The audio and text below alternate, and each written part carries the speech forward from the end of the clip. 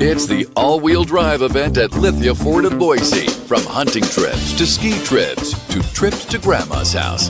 Nobody does AWD like LFB, Lithia Ford of Boise, where Ford begins in Idaho.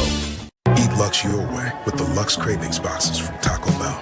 There's the classic $5 box, the indulgent $7 box, and a whole new obsession in the $9 box, the flaming hot grilled cheese burrito. Try the Lux Cravings boxes at Taco Bell today.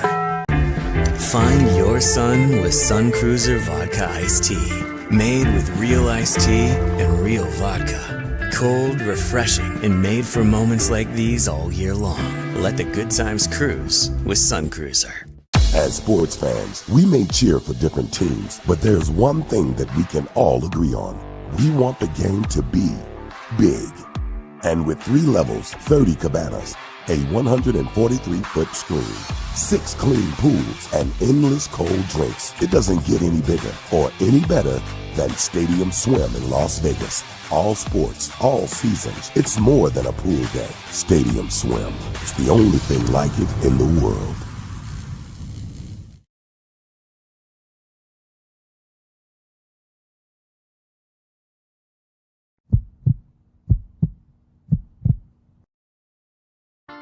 The final buzzer is sounded on another night of Mountain West basketball, and it's time to break down the action with Tom Moser on another night in the Mountain West, presented by Circus Sports.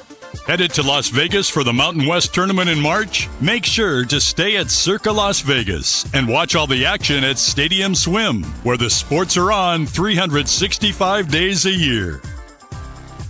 Another night in the Mountain West has interviews, analysis, opinions after the final Mountain West basketball game of the day wraps up. All BNN broadcasts come from the Sun Cruiser Studios. Sunny days call for Sun Cruiser Vodka Iced Tea, made with real iced tea and real vodka. It's refreshingly smooth and easy to drink. Crack open a Sun Cruiser and let the good times cruise. The title sponsor of Bronco Nation News is Lithia Ford of Boise.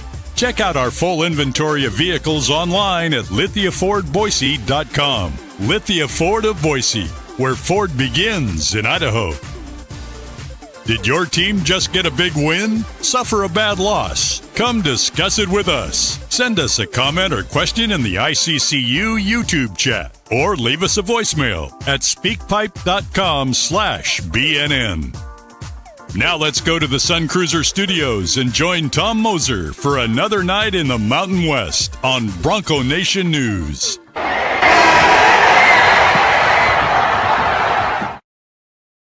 Hey, there we are. Welcome, everybody. You know where you are. You're on another night in the Mountain West. It's Friday night. Just a solo game tonight. Colorado State just finished off UNLV 70-62. Competitive game. Not the most free-flowing, but well-played game. Both teams had a shot to win. A lot to get to in this one, despite the fact there's only one game.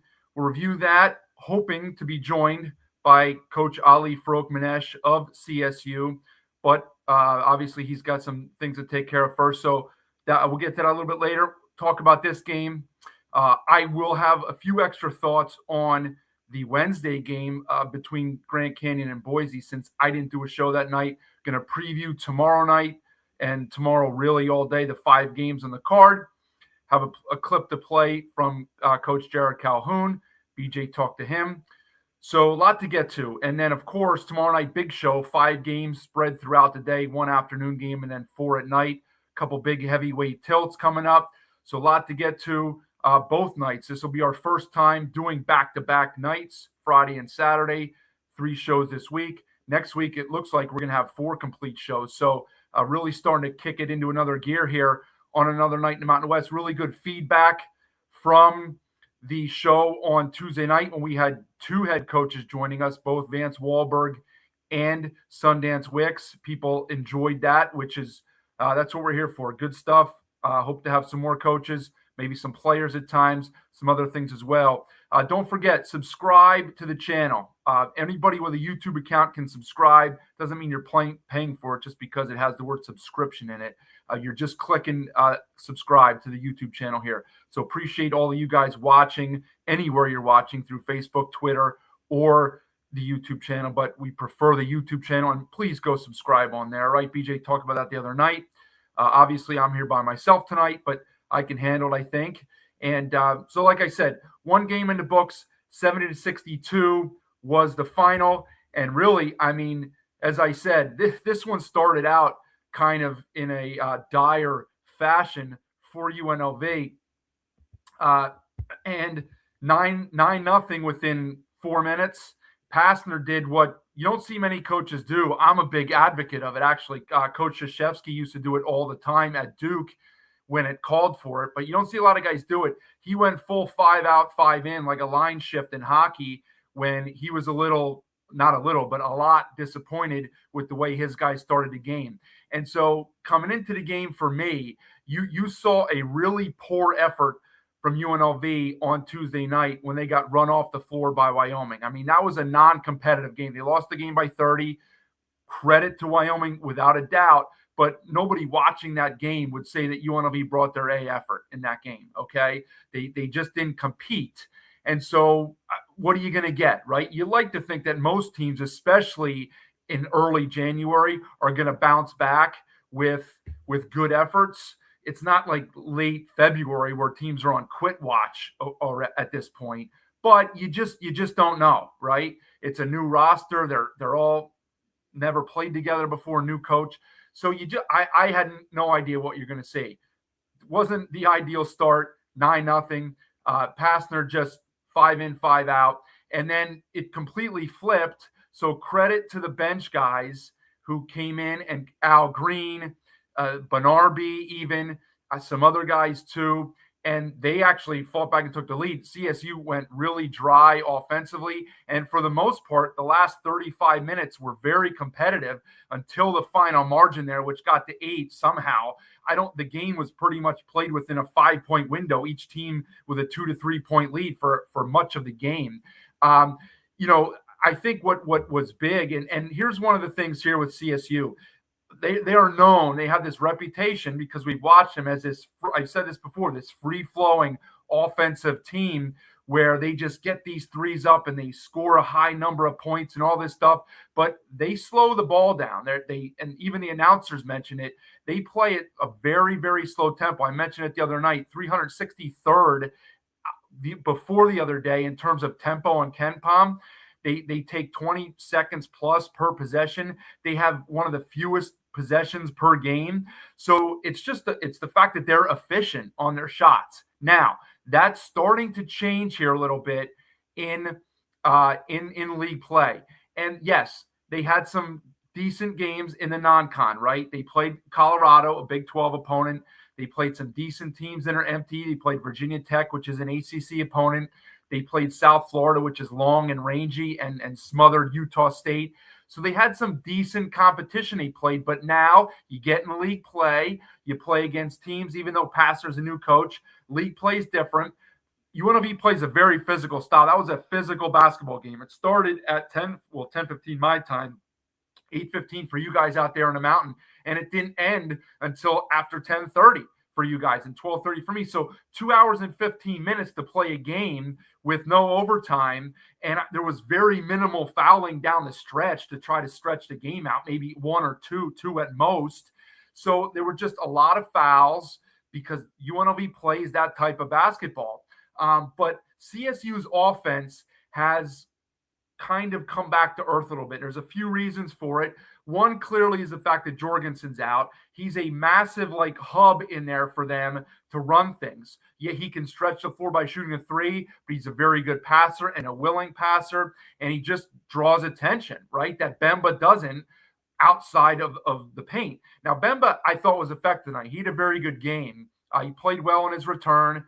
It was a little slow at the beginning, but I thought he was pretty impactful, especially in the second half. Couple nice moves, couple rebounds, doing things that he's in there to do. So I like what I saw from Bemba, but they the opponents now are understanding what CSU wants to do, and because the athletes and the defenders are a little bit longer, they're a little bit stronger, they're a little bit quicker, And it's just a little bit more difficult for CSU to run this great free-flowing motion offense. Let's face it, the last 2 and 3 years under Nico Medved, they have NBA guys.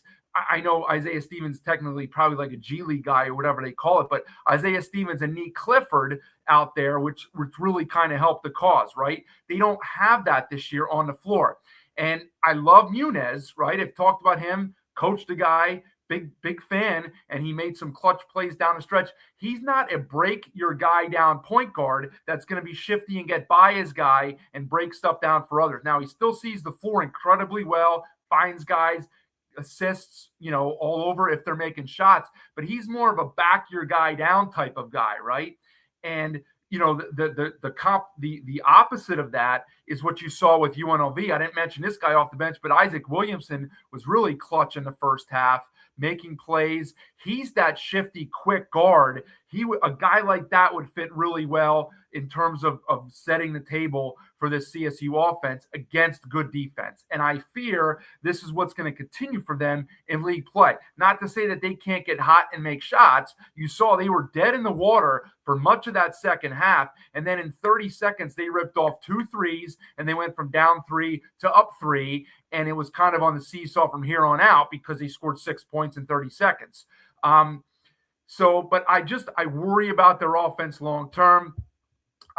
We have a couple comments on here. I do want to get to those. Appreciate everybody chiming in here. Muniz and Butler were clutch tonight. Yeah, it's interesting. There was foul trouble on both sides. It wasn't a Vern Harris game, but we had plenty of fouls. Now, again, as I talked to, UNLV plays that way, right? Very physical game, so that lends itself to a lot of fouls. But Pasquarelli was in foul trouble. He had 4, and credit coach for Oakmanesh. Most coaches would go back to their go-to guy, one of their go-to guys. This is when it gets down at a 4 or 5 minute mark, even though he's got 4 fouls, because if he fouls out, he fouls out. He's already on the bench, so you might as well go to him. Ali left him on the bench, and he left Butler in, and that just shows you he's not afraid to go with the hot hand. He felt Butler was playing well. He felt that maybe it wasn't Pasquarelli's night. He wasn't getting open looks, and he left Butler on the floor, and Butler had that huge and one. And to Taylor's point there, Jevin with a couple big buckets. He got free on a good cut. UNLV lost him. And I think that layup put him up by 2. And then he hit like a little fadeaway. He didn't really want to shoot it, but the shot clock was winding down. And it was a smart play by Jevin. Got the shot off a mid-range fall away that he knocked in to put his guys up by 3. So those guys made some winning plays late. They defended late too. And here's the other thing. UNLV, they're going to feel like they gave this one away. Here's an accurate comment by Tatis. I'm going to assume that's a baseball name, but Ali switching to the zone late in the second half, totally confused Pastner and UNLV, and they threw the ball away a few times, and they went into a drought. Now, I was going to say, aside from that, when they had the lead from about the 5-6 minute mark to the 2 minute mark, I lost count of how many shots they missed inside. Now, they're not point-blank layups, and I talked about this at one of the other shows on here. It's not easy to make shots in traffic, right? Even though you're 6'7", 6'10", whatever you are, it's not easy to finish those shots. Oftentimes, there's guys around you. They're not uncontested. But, you got to make some of those. Hamilton had at least 2, if not 3. Bernarby had 1 or 2.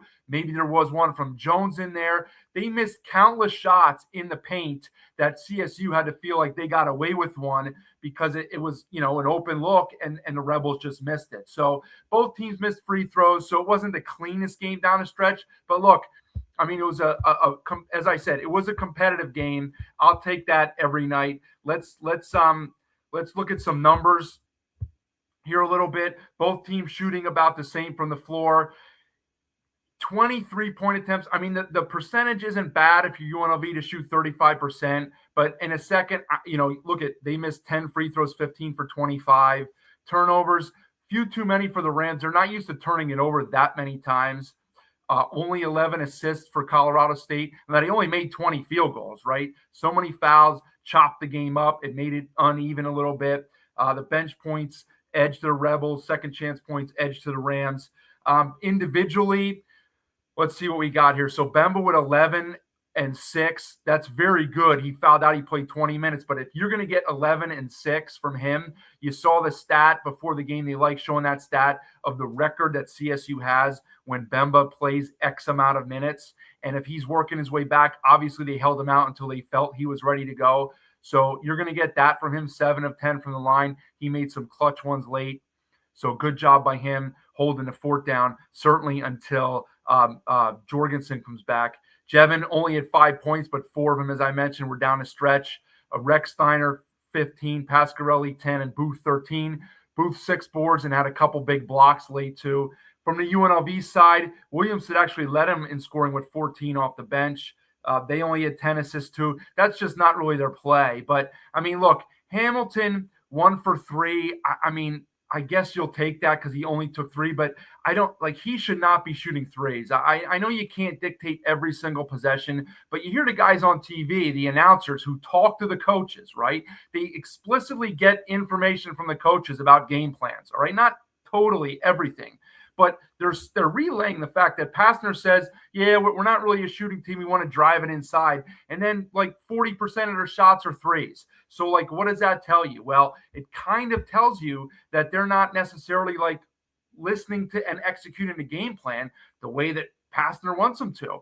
And, you know, I mean, that in a sense falls on the players. Like it just does. Like there's no other way to say that. And I mean, they did miss the bunnies down the stretch, but again, you know, that's a game that they're going to feel got away from them. Larry says Isaac Williamson had an offer from Olin. He would have been a better fit at UNM. You know, he would have, Larry. The problem is they already had Alberry. If Alberry doesn't go there, it definitely would have been, or Tannett, I guess, right? Because you can't have too many point guards. You will take 2. If Tannett, maybe, I don't know what the order came in there, but certainly if Tannett's not there, Williamson would have been a good fit for Olin. He's a downhill driver, kind of in the mold of Alberry. That would have been interesting to see. Taylor asked if Pastner always jumps up and down.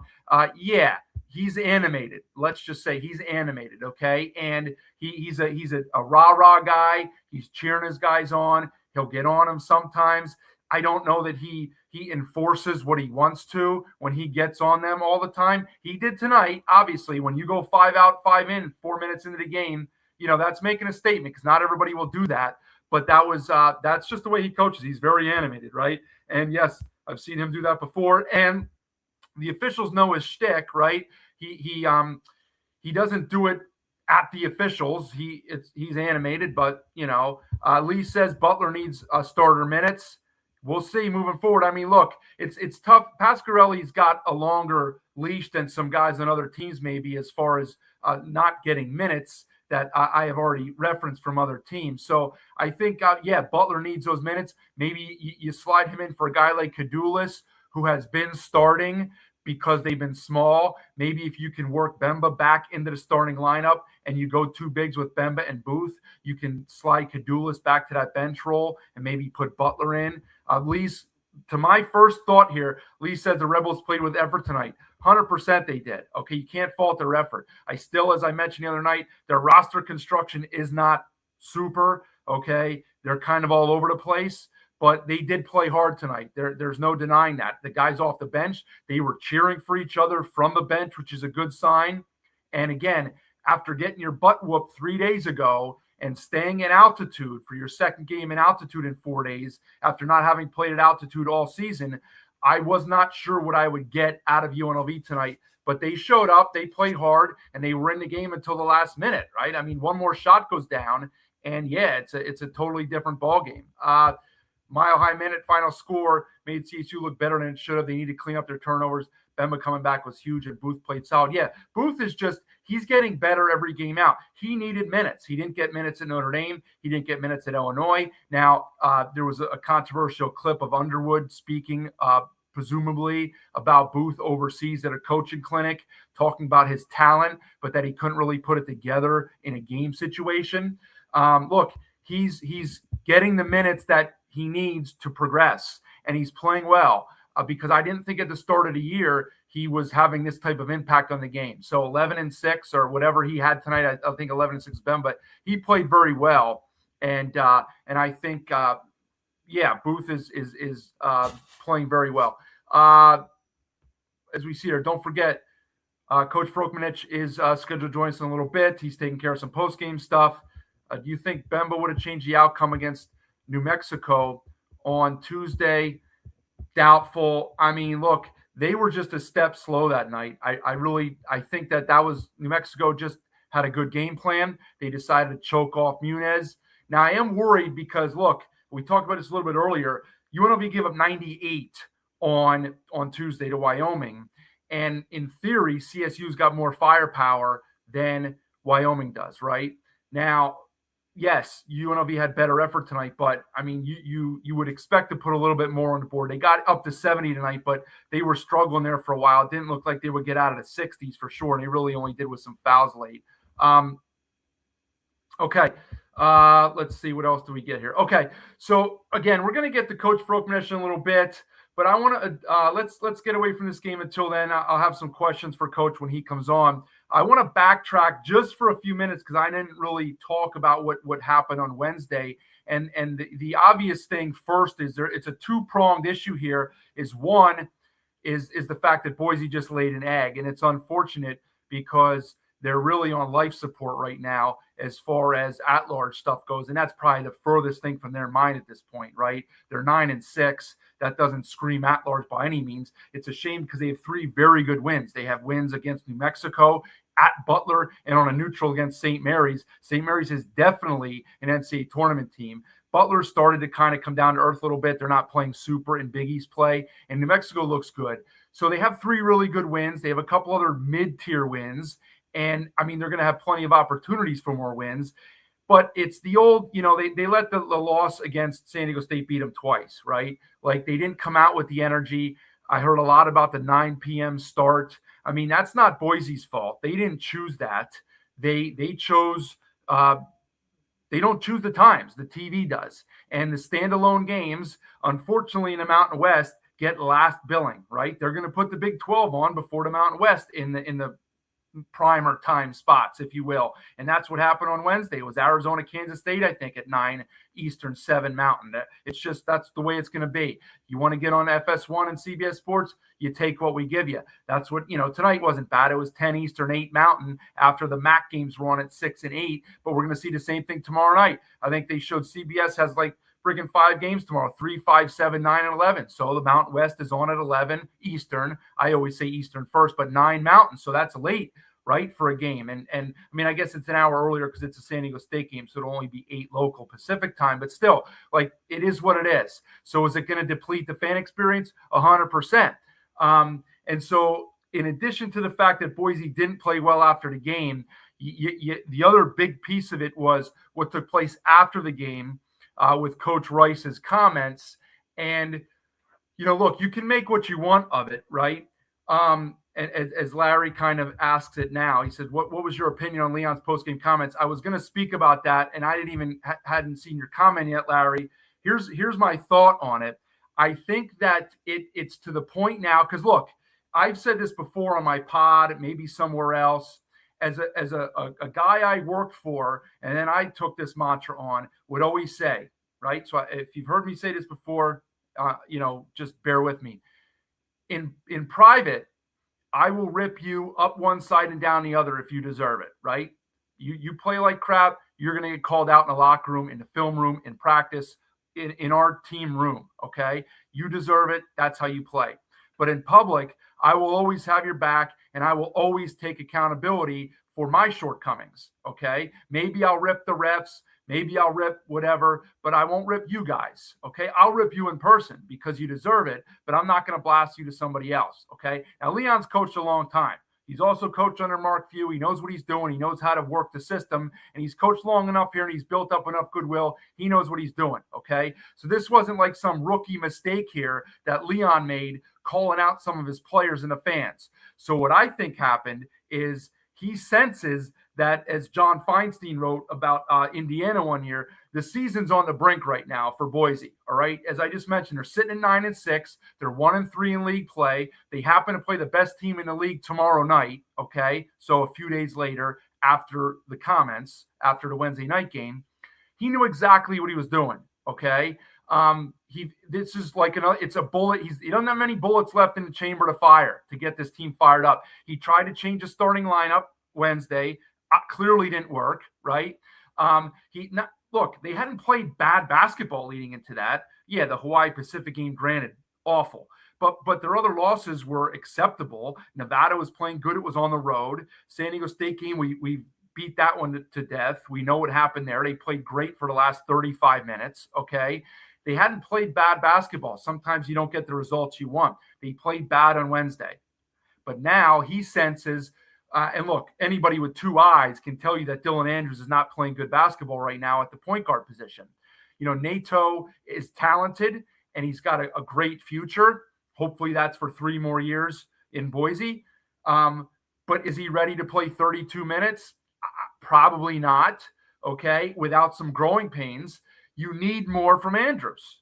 And maybe Leon's tried other things in practice, in private, where he's wanted to light him up and did, and it hasn't responded. So now he's going that extra step here, that extra mile, no pun intended, to really kind of rip him and try and get the best out of him once Saturday night comes. Now, as far as the crowd thing, look, a lot was made then today about the fact that BJ,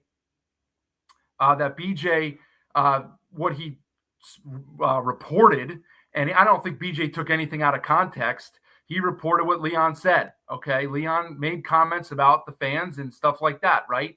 And so it was kind of like, what is he going to say? I mean, what's BJ going to say? He didn't directly quote Leon, but talked about it enough to the point where it was something that was on his mind. Well, BJ reports that, right? So, I mean, I think, as a matter of fact, we can go to that sound clip. We have it here do we have it, the Leon soundbite? Where is it? Thought we had it. Oh, well, in fact, this is what happens when you're live. We got Coach Farouk Manesh, so we're going to bring him in, and then we'll get back to the Boise stuff. Obviously, Coach Farouk Manesh takes precedence, so I'm going to bring him in right now. Coach, you have me? I got you, Tom. I'm walking in the hallways. This is super live right now. I see it. All right. Well, this is what we do here on live. So first off, Coach, I appreciate you joining us here on another night in the Mountain West. Listen, great job getting that one done.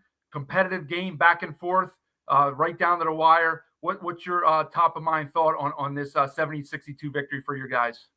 Man, it was not the most aesthetically pleasing game I've been a part of, but I think that's the game we needed to win. To be honest, we needed to win a rock fight. We needed to win a war, and I thought our guys fought tonight. Being down 56-51, and then fighting back to 57-56, and it felt like we were stuck on that number for like an hour and a half. Mm-hmm. But the way we fought to finish that game, and it was a rock fight. And at the end of the day, we knew it was going to be a rock fight. That's probably.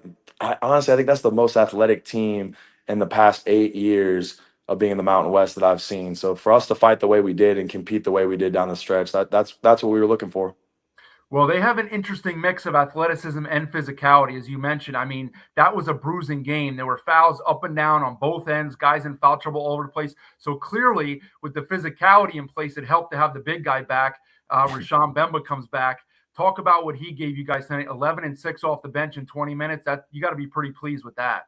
Oh yeah, absolutely. And honestly, like less about the basketball. I was just happy for him. And if you saw him in the handshake lines when he was coming back to start the game, he was just happy to be here. He was happy to be on the court. It's been a long journey. He was healthy all summer, and I know he gets a rap for being injured and whatnot. And he was healthy all summer. Had a random sprained ankle, missed that, and then literally had a torn meniscus that just happened in the Virginia Tech game. And for him to get back to the way he was, like, I was just excited for him to be back in the game.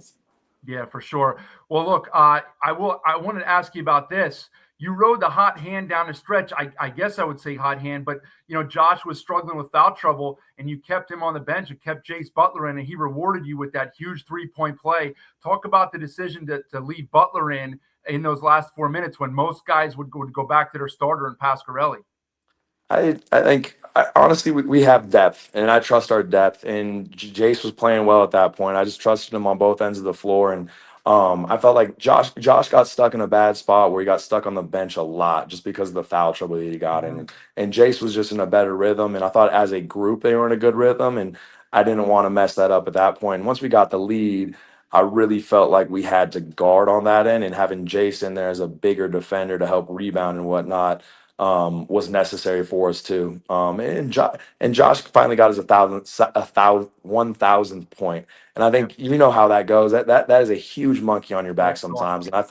I think he felt that, and I'm happy he got that done. So now he can just play loose and not worry about it anymore. But no, huge credit to Jace for the way that he showed up and his presence on the court. You felt it the whole game. Hey, and your guy Jevin Muniz showed up in the second half. I thought Yeah. Jevin was huge. Like in the first half, he got in that foul trouble, and you know how hard it is to bounce back after you get those early fouls and sit for a long time. And Mhm. we've been challenging him to move on to the next play, and he moved on in a huge way. It was plus 18 on the score sheet, and I thought he was massive down the stretch for us.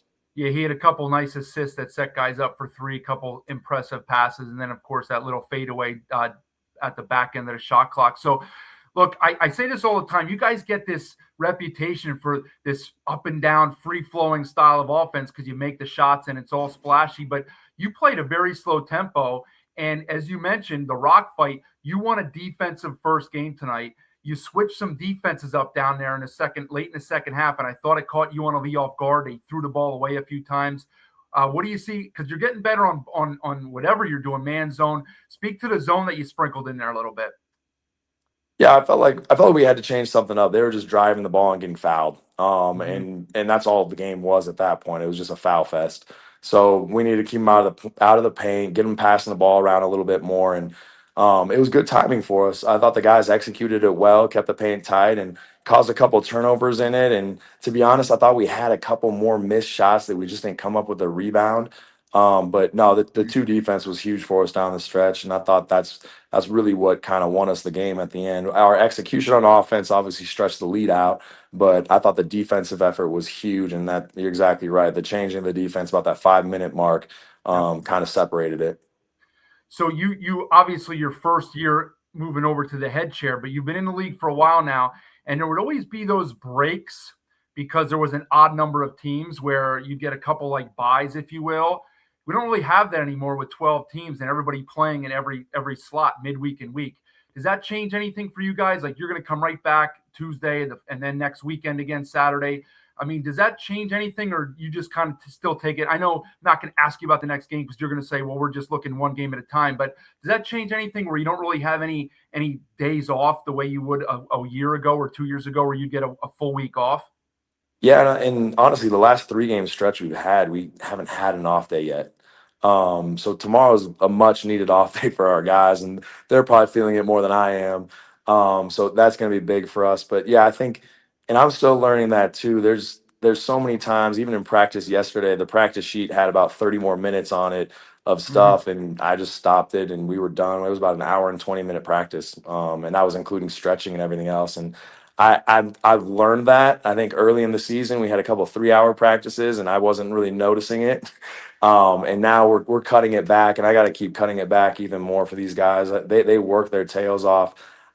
We just got to keep continuing to be more precise on what we're doing and sharpen up and be a little more execution in terms of what we need to get done faster, because you can't practice long anymore. You only have so much time to get it done, and we got to keep executing in a different way, but keep growing at the same time. So it's a fine line, and to be honest, yeah, I'm still learning it. There's a lot of stuff a first year coach is still learning through, and just like players, you got to get experience to get experience. The same thing for me as a head coach.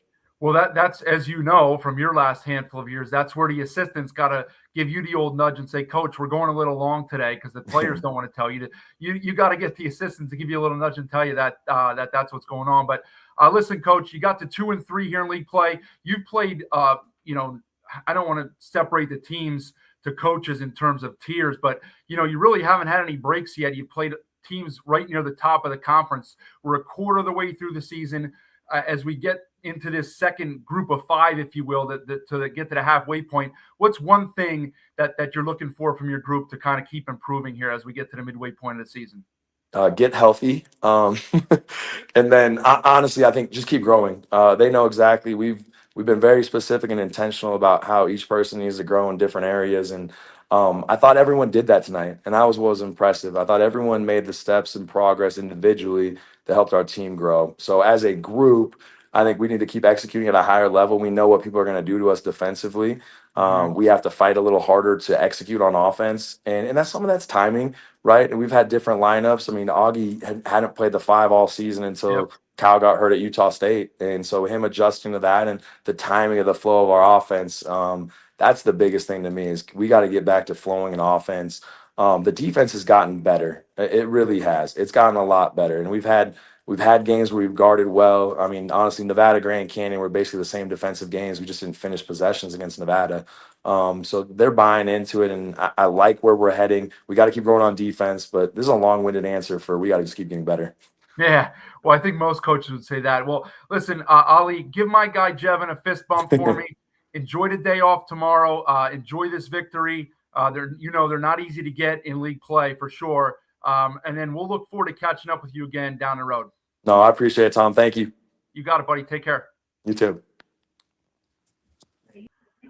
All right, that was victorious head coach Ali Frokmanesh of CSU, the Rams, with the 70-62 victory. So I talked about that game a little bit earlier. I just want to talk one thing that he said before we get back to the Boise discussion, and that was he said, we know what teams are going to do to us. And look, it's no secret.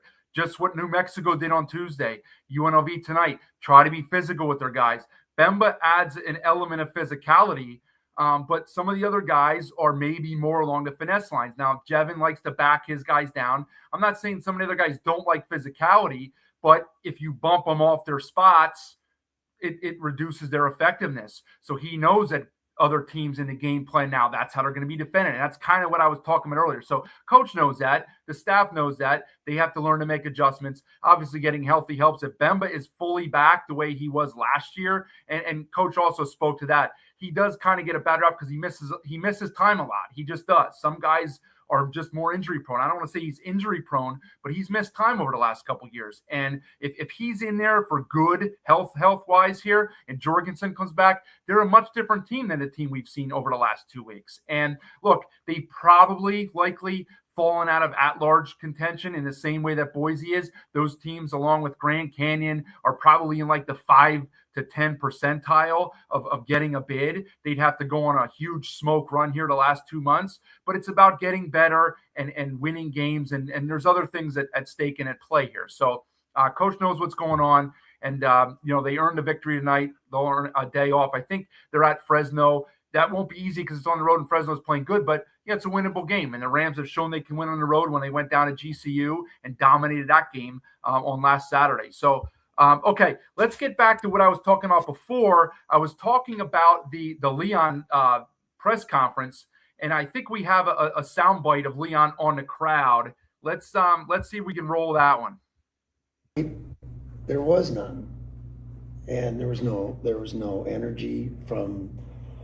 I don't know if guys are feeling sorry for themselves or pouting, but we don't do that. And, I kept looking at the bench and it was dead. And, I thank the fans that came, but that might have been the worst crowd we've had. I mean, I'm so grateful for the ones that came because, that was the emptiest this building's been. And now granted, the people that were here, I appreciate them so much, but that was a neutral court game almost for Grand Canyon, and it, after what we've been playing in and the crowd and it just was a dead atmosphere, and we played right into it. We never gave any, like I said, we gave a couple, some good minutes in the second half where we battled, good minutes in the first half, but that team did whatever they wanted.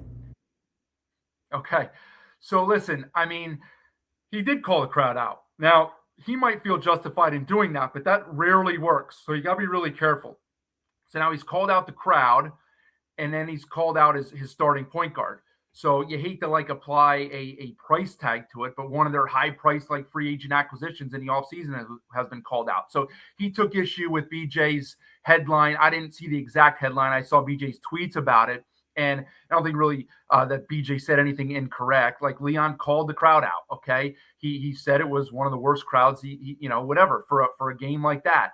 And I think the fact of the matter is he probably heard from several people that he upset people in the community with his comments because there were many people there. And the truth is, it did get loud when Boise played well for that 5-minute stretch and cut it to 6. I think they may have even cut it to 4, but they definitely had it to 6. And the crowd was fired up because I was like half asleep. And then I was like, oh, we got a game here. And it was a little loud coming through the TV. So, yeah, it wasn't full like you get for a San Diego State game in late February, but they were loud, the fans that were there. So if you're there and he calls the crowd out, you take offense to that. So I'm sure he heard it from several people, some people probably more important than others. And he decided, the only avenue he had was to kind of backtrack and claim that it was taken out of context, whatever. So we will see how the crowd responds tomorrow. I'm sure they'll get a nice crowd. It's a weekend and it's a rivalry against Utah State, but we'll see. The other piece, and this is what I wanted to get to almost more so than the crowd issue, was him calling out Andrews. Now, Andrews has played for a known agitator, if you will, in Mick Cronin. Mick Cronin does not care one bit about your feelings as a player, okay? And he's dealt with Cronin for 2 years. So I'm sure he can take it. But is it going to bring out the best in Dylan Andrews? We will see. We have to find that out, and we'll get our answer tomorrow. And it wasn't like Andrews was the only guy called out. I mean, he called out the whole team without calling every single guy out by name, okay? And that's risky. What I said earlier before we had the interview with Coach, and again, thanks so much for Coach Farouk Manesh joining us here, but is that this can go either way here. They could come out with their hair on fire tomorrow and win the game by 20. And it's like, well, Leon pushed the right buttons and that was the spark they needed. And everybody's like, oh, here we go again. Now they got a quad 1 win and, maybe they're back near the bubble. Or they come out, they play poorly, and it's like, well, he lost the team. So it all depends on how they show up tomorrow. And part of that is out of their control. It's out of their control because some of it is going to depend on how Utah State plays. Like, in all fairness, even though the game is in Boise, Utah State's the better team. So if they bring their A game, it's going to be difficult for Boise to win. Doesn't matter how hard you could still play hard and play well and come up short.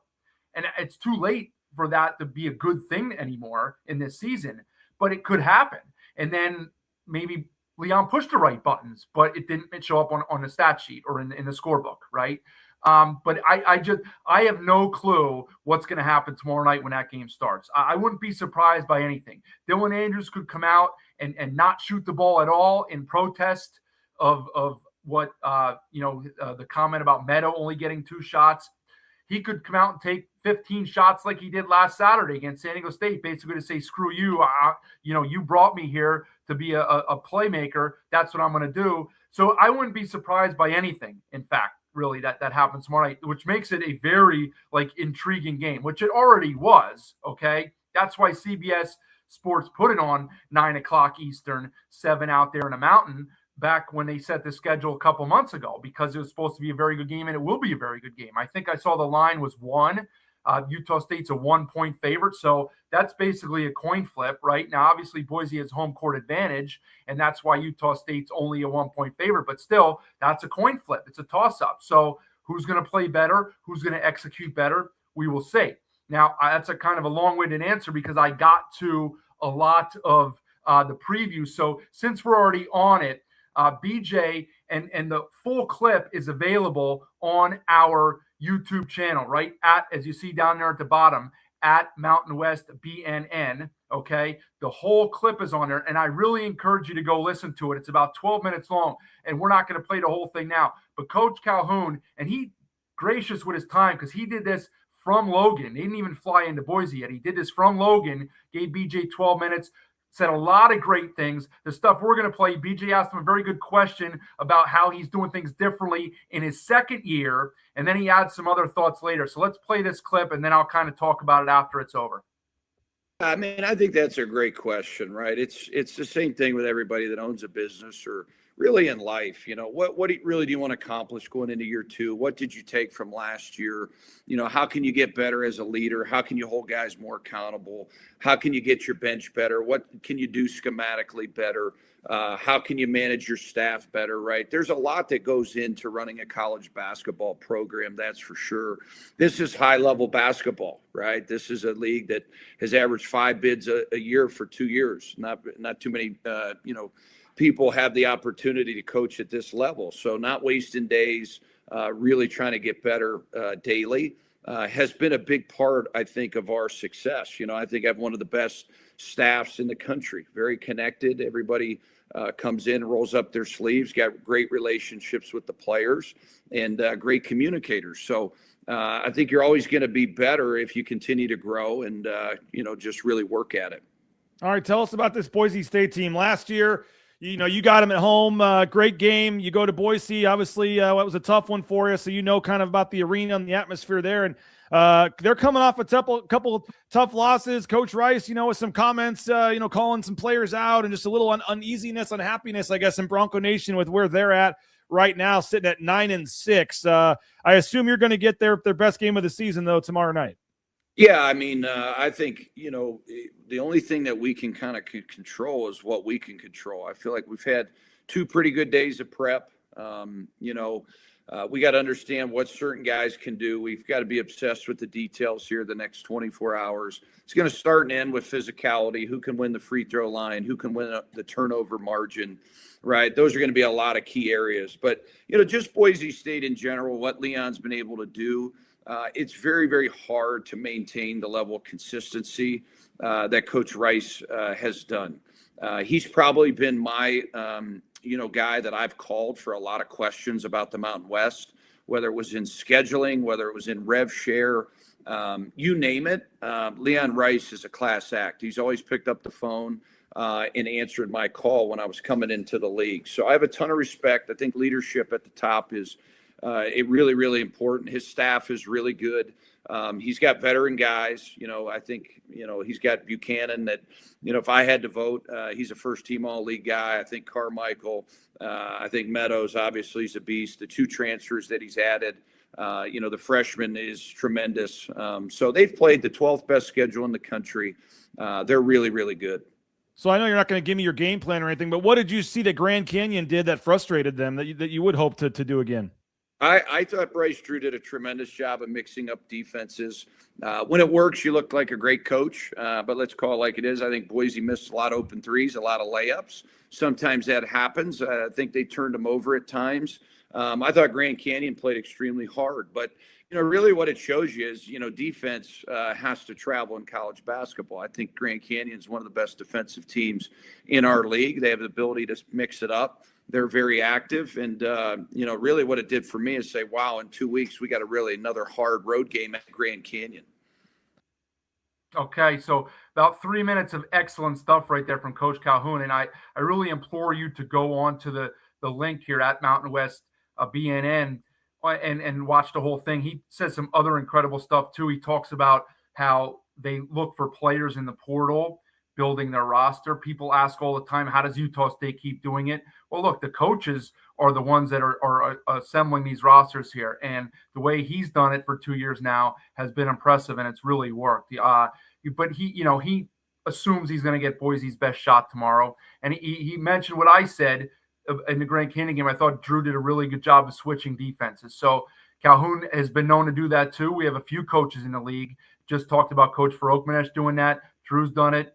Not Alford, but Olin's done it. So there's several guys that'll do that, mix it up and switch things up on you. If something's working, they'll try and throw a curveball at you and throw you off balance a little bit. So look for some of those curveballs. But listen, great stuff there from Coach Calhoun. You can tell why he's a winner. Aggie fans, as they do, should appreciate him now while he's there. So I think we pretty much got enough in on that one. I expect a interesting game, as I said. I'm hoping it gives us one of those classic finishes. We had one last Saturday between San Diego State and Boise. Let's hope we get another one. Let's hope the crowd turns out. Jordan, one of Boise's biggest fans, is here just to support and say, go Bronx. So let's hope he brings the cavalry with him tomorrow night. to Extra Mile for some fan support, and let's hope we get a great environment and a great college basketball game. Now, we do have 4 other games tomorrow. It's kind of not what Tuesday was, where we had like 4 games that had like spreads within 1 and 4.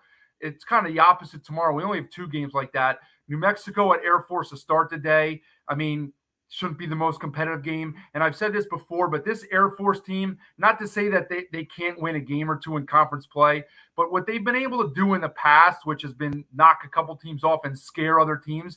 What's the great equalizer in college basketball is a 3-point shot, right? And they're usually, I won't say always, even though it's close to always, they're usually outmanned athletic-wise, right? But they can make up for that because 3 outbeats 2 often, or 3 outbeats 2 all the time. And they always have guys that can shoot the ball. It's not their strength this year. Their best players are their inside guys.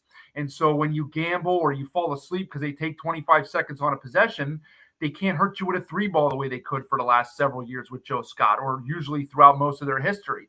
And so it's just a bit more difficult to kind of do that over the course of 40 minutes when you're undermanned. And you saw that the other night when they played against Utah State and they lost the game by 35. They played well for the back half of the first half, and they still lose the game by 37 points. So you get a look here at some numbers between these 2 teams. I mean, what's Air Force? What's their game plan? I mean, their game plan, honestly, I hate to say it, is to hope that New Mexico comes in like half asleep the way they've been known to do in the past. Now, that was not really an Olin thing. We haven't seen that from Olin yet. That was something I was kind of critical of Richard about, sometimes not having his guys ready to play against lesser competition. And then sometimes they'd wake up and sometimes not. I know infamously they lost to Air Force 2 years ago. Last year they didn't lose, but they were half asleep again in the first half when they played Air Force. And then they got enough. They did enough down the stretch to win the game. Maybe that's what Air Force banks on. It's an afternoon start, probably a half empty gym, 3/4 empty gym, and half the people in the gym will be Lobo fans that make the drive up to Clune Arena. So, I mean, look, there's no way that Air Force will be able to score enough if New Mexico just plays their game. So I don't think that one will be ultra competitive. Same thing with the last game of the day. We get the Fresno and San Diego State, the Battle of Northern California against Southern California. The Aztecs playing with confidence now. And look, they've been known to play with their food before against bottom half teams. Notoriously, they did it a couple times last year against Air Force and San Jose State. Fresno, they drilled under Hudson traditionally. We'll see. I mean, Fresno's playing well. They're just coming off of a win, a nice effort at San Jose State. They're going back home. They're not getting much of a home crowd. Or I'm sorry, it's at Viejas. So traveling to Viejas, with the Aztecs playing with confidence now, right? And I think Dutcher's starting to kind of identify his rotation, although kind of varies from night to night. But, Bird stepping up his game a little bit. Guath now becoming somebody who it seems is going to be relied on less. I think now from an outsider's perspective, we all collectively should start viewing Guath as like we did last year, like a talented guy. He's got potential. He's probably got a future in the game, but he's not like an all-conference guy, okay? And it's odd to say that because he could go out there any night and look like Joel Embiid when he was at Kansas, but we haven't seen it. And now he's coming off the bench, and he's not playing enough minutes to have a massive impact on the game. So, when you talk about the potential and the ceiling of San Diego State, I almost think you have to kind of lower it a half a notch because we're not getting the Guath that we thought we were going to get back in April or May when he told us he was coming back, okay? But they have enough other guys, right? Compton is certainly capable of putting good things together, and they will have an incredible athletic advantage tomorrow, no matter how good Fresno's played yet lately this year. And the fact that they're much improved, I don't see how they can stay with the Aztecs for 40 minutes. There is also a third game that probably will not be, shouldn't be on paper a barn burner, and that's the aforementioned San Jose State Spartans traveling down to Phoenix to play Grand Canyon. Now, Grand Canyon's kind of a mystery. The underdog has won all 3 of their games so far. They were an underdog when they went to Wyoming to open conference play, and they drilled the Cowboys by 12. They came home last Saturday as a big favorite against CSU, who was reeling at 0-2, and they got drilled in that game by almost 20. And then they went on the road, as we've already mentioned, on Wednesday as a 8 or 9 point underdog at Boise and won that game by double figures. So, I mean, who knows what you're going to get with Grand Canyon? Like, if you take those 3 games, those results, and flip them around, nobody will be surprised in the least. So I think they're a massive favorite in that game tomorrow. I mean, but the thing is, and Coach Calhoun mentioned it, they're a very good defensive team. I don't think they play the smoothest offense, right? I thought we'd get a Tim Miles classic on Tuesday against Fresno, and it didn't happen. Now, he was short a guy in Maundi inside, did not check the availability report from the league tonight. I'll look at that tomorrow. Miles, as always with this roster, he needs all hands on deck. Okay, you can't be missing one of your best, probably your best inside player against most teams in the league. The big guys for Grand Canyon, who Drew has called out earlier, played really well the other night. Demerol and Owusu Anane. Those guys played very good on the boards, finishing. And if there's no Maundi inside for the Spartans, it's going to be a long day on both ends of the floor. Maundi's in there, and the Spartans make some shots. Garland, Washington, Godarzi, some of those other guys, they unorthodox, but they find a way, it seems at times, to fire them in, especially when they're not expected to do it as a big underdog. Maybe we'll have a game for a little bit because, again, Grand Canyon, they can fall asleep on offense. This might be one of those games in the 60s where you don't see a lot of scoring unless the Spartans just don't show up. But I think that they'll hold the Spartans down. I just don't know if they can, if the Spartans can score enough to hang in there with this one. So one more game to get to, and that is what should be probably, aside from the one up there in Boise, the best game of the day in the conference, and that's Wyoming at Nevada. And just like I'm really curious to see what happens at Extra Mile, I'm really curious to see what happens here too. Sundance, when we had him on Tuesday, said, look, this is one we need to get. This is a game that, in the progression of a program, you need to go and win these games. They did win a road game, but it was at Air Force, so that certainly doesn't it counts, but it's not like going and winning at Nevada. They had a good win against UNLV, but that's at home. You got to prove you can go on the road and get wins against top half teams. Doesn't mean win every game, right? But get a win. And this is a prime opportunity for that. Nevada's coming in. I don't want to say they're walking wounded, but they're definitely a little limping in after what happened on Tuesday. They expected to win that game. They played well enough for large portions of it that they felt like they let one get away. The Aztecs made the plays in the last 4 minutes, and the Wolfpack didn't, and they came out with a loss. So it's whether you want to admit it or not, as a Nevada fan and as a part of that program, it's going to be difficult for you mentally to get up at the same level that you did on Tuesday to play San Diego State. It's probably same thing for the crowd. I don't know. Okay. Meanwhile, Wyoming's got to be filled with confidence. All right. They just scored 98. They played great that game. Forget about the fact that it wasn't UNLV's best effort. Wyoming looked very good. And so, they're going to travel. They're going to be ready to play. I don't think either team is a great jump shooting team. So who's going to generate the points from broken plays or second chances? We've seen teams, with UNLV being the exception, start to cut off Wyoming's transition offense, which was a key for them in a non-con, right? Teams aren't going to let them do that anymore. So Alford, guy's coached a million games. He knows what he's doing. He's not going to let Wyoming get out and go. He's going to bait Wyoming into shooting the threes because it's not their strength, okay? I don't know that the depth will be an issue for Nevada because they have it too. And so, I don't see this game either getting up into the 80s. Maybe I'll be surprised. I think last year they did play a very high-scoring game, but the rosters were constructed entirely differently, okay? I think it's going to be tough for points to come by in the second half. Flip side of the coin, okay, for Nevada, it's about how their guards play. I said this the other night. He's got and Alford again the other night used a lot of those guys. He used all of them again. He's got Camper, Comer, Bailey, Rollison, and then he keeps using Walker and Robinson. And I just don't know how he can how there's that many minutes to go around for all those guys. And TR was bad on Tuesday. It's not his fault that they lost, but had he played the way he did in the prior 2 games, they probably win. He didn't do much at all.